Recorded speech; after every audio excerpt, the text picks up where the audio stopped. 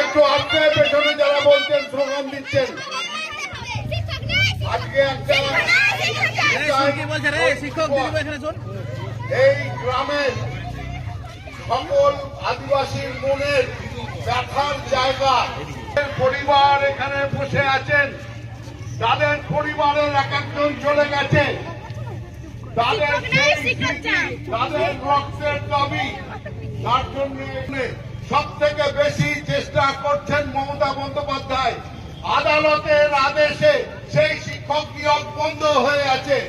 সুতরাং আজকের শহীদ দিবসের এই মর্মস্পর্শী যে জায়গা, যেভাবে আমরা সবাই শহীদদের স্মরণ করব, এই গ্রামের লোক যারা রক্ত দিয়েছিলেন তাদেরকে স্মরণ করব, সেই স্মরণ অনুষ্ঠানকে অন্য কোনো ভাবে দিকে এগিয়ে দেবেন না।